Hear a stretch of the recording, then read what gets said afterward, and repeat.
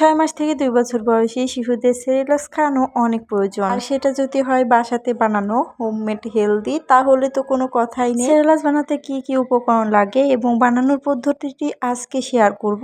Hello everyone, আসসালামু আলাইকুম। কি অবস্থা সবার? সবাই কেমন আছো? সেরেলাক্স তৈরি করার জন্য এখানে আমি কিছু উপকরণ নিয়ে নিয়েছি, যেমন এখানে বাচ্চাদের খাওয়ানো সাবুটা, তারপর কাঠবাদাম, বাদাম, কাজু বাদাম, পোড়া চাউল এবং সাদা চাউল মানে ভাতের চাউল দুইটা একসাথে মিক্স আছে। এখানে আছে বুট এবং এখানে আছে ভুট্টা, তারপর আছে হচ্ছে খেসারির ডালটা, তো এখানে আছে মুগের ডালটা এবং এখানে আমি মসুরের ডালটি অ্যাড করব। তো সবগুলো উপকরণ আমি একটা বাটিতে ঢেলে একসাথে মিক্স করে নেব। আসলে এই সেরেলাক্সটি তৈরি করব আমার বোনের ছেলের জন্য। সে আমাকে এই উপকরণগুলো দিয়ে গেছে সেরেলাক্স তৈরি করার জন্য। যেহেতু আমাদের বাবুর বয়স 6 মাস, তো সেহেতু তাকে সেরেলাক্সটি খাওয়ানো অতি জরুরি।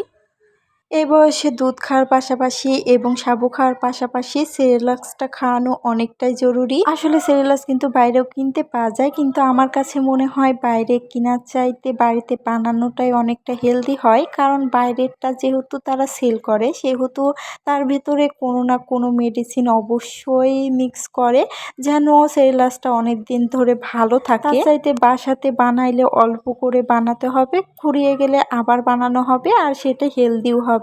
আমার কাছে এটাই বেটার মনে হয়। সাবুটা বাদ দিয়ে সবগুলো একসাথে মিক্স করেছি, আর এইদিকে কাজু বাদাম, কাঠবাদাম, এমনি বাদাম এগুলো আলাদাভাবে মিক্স করেছি। তো সেইগুলো ভালোভাবে ধুয়ে এবার রোদে শুকাতে দেওয়ার পালা। তো আমি বেলকুনিতে দেখছি একটু রোদ উঠেছে, তো সেই কারণে আমি বেলকুনিতে সেগুলো শুকাতে দেব। যেহেতু বাচ্চার খাবার, সেহেতু একটু পরিষ্কার পরিচ্ছন্নভাবে করলে ভালো হয়। যে কোনো খাবারই পরিষ্কার পরিচ্ছন্নতাভাবে করলে অনেকটা বেটার হয়। প্রথমে এখানে আমি ঝাড়ু দিয়ে তারপর আমার একটা ভালো কাঁচা ওড়না আমি এখানে পেরে দিলাম, এর উপরে আমি সেগুলো শুকাতে দেব। যেহেতু আমি নিজ হাতে এই সেরেলাক্সটি তৈরি করছি, সেহেতু ভাবলাম আপনাদের সাথে শেয়ার করি। তাহলে যদি আপনাদের ছোট বাচ্চা থাকে, তাহলে আপনারাও এই রেসিপিটি দেখে আপনাদের বাবুদের খাওয়াতে পারেন। এটাতে কোনো প্রকারই আনহেলদি কোনো কিছু নেই। তো প্রথমেই আমি বাদামগুলো ওপরে শুকাতে দিলাম এবং সেই ধুয়ে রাখা উপকরণগুলো একসাথে আমি শুকাতে দেব।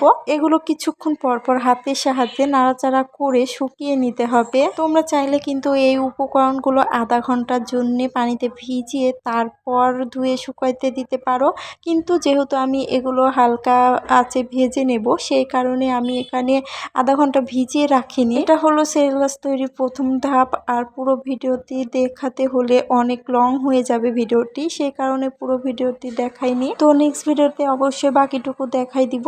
সবাই ভালো থাকবেন, সুস্থ থাকবেন, আর অবশ্যই ফলো দিয়ে পাশে থাকবেন। আল্লাহ হাফিজ।